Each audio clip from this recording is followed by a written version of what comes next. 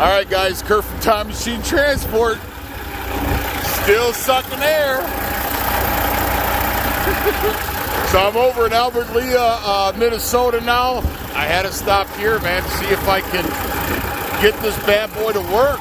So anyways, I was able to buy new housing. I think I have a crack in here. When I got it, I stopped at a rest area. I took it apart again because she was still blowing smoke. And I ran my finger here, and it seemed like there was a crack, and I ran it on the inside, and it felt like it was cracked, like lightly, like maybe a crack about this big. I'll show it once I take it apart. I'm thinking this is too big. It looks substantially bigger, but the guy said it'd fit, so I'm hoping it'll fit. If not, then I'm going to have to see if I can silicone that crack. That's the only other alternative, man, if I can't find that, man, because people, love this fell. If people are wondering why I'm so adamant about this, man, I'm getting horrible fuel mileage, first off. I mean, I'm already getting like 5.5 miles to the gallon. And that's, I mean, of course, that's because I hammered down and I'm flying. But now I'm probably getting like 4.5 miles a gallon. So I'm losing like a mile a gallon, I think, because I just topped off my tanks and I looked at my fuel mileage. I'm like, holy shit. So anyways, I'm going to put you guys on pause, grab my wrench and take that apart. The guy said it's going to fit, so let's see. Oh my God, it actually worked. It fixed it.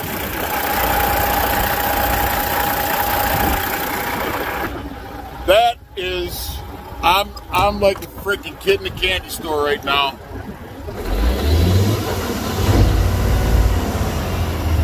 Let's see if,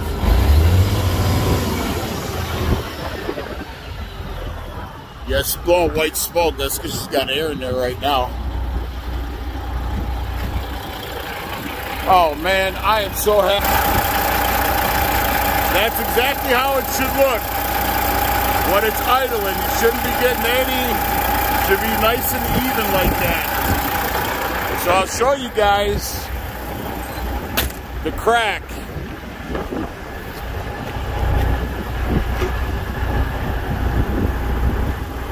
Right there.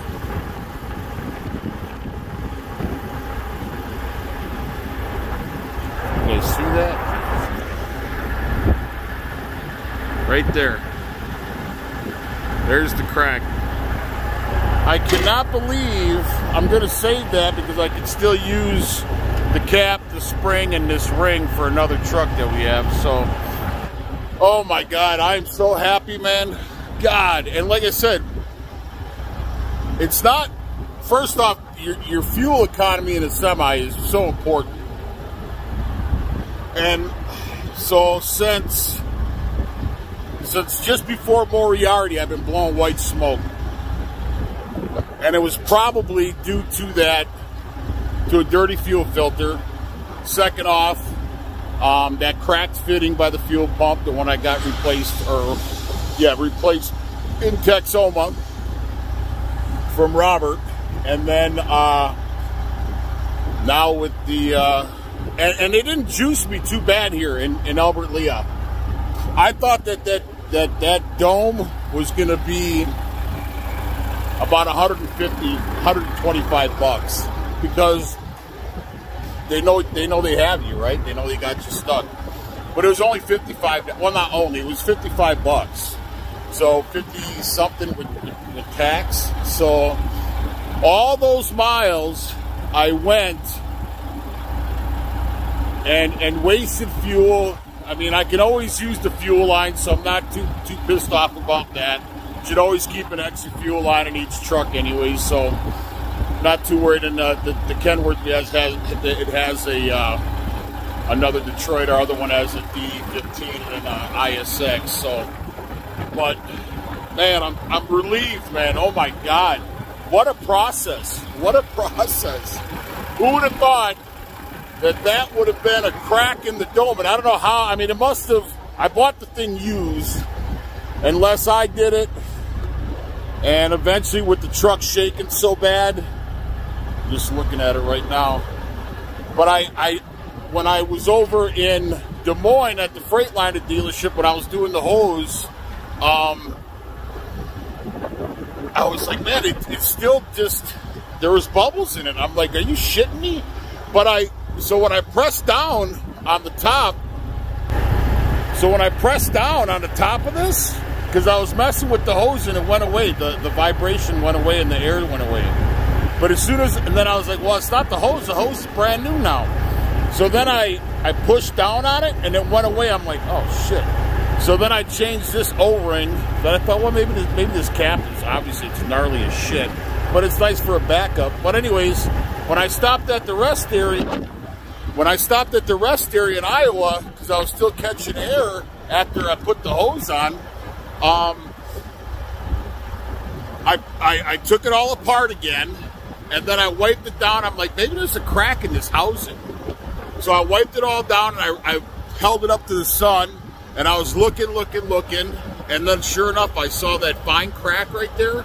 So I ran my fingernail on the inside, and sure enough, I could feel it on the inside. Who would have thought that it was a cracked housing? That's crazy. But hey, it's fixed, it's resolved. I could not be happier right now, because like I said, fuel mileage in semi and truck driving is so important. But second off, you don't want your shit going down the road blowing smoke, man. It looks like you run raggedy ass equipment, which we don't. It looks like shit. You know what I'm saying? So and especially with Time Machine Transport on the side of the truck, I don't want people to think we run raggedy equipment, and it just looks bad. So man, I'm so happy. That's the way it should look right there. So thank God. Oh my God, I'm so happy right now. I know I'm gabbing right now, but I cannot tell you how happy. Did I say I'm happy? Anyways, I hope this is. I'm going to go back and label the videos, you know, part 1, 2, 3, and 4. So if you guys ever do, or if somebody ever looks up and they're wondering why they're catching air in the system, now they can kind of look at my videos, hopefully, and I can help them out by doing that's why I do these videos, to help out people, man, and whatever. So anyways, please like and subscribe to the channel. Ciao.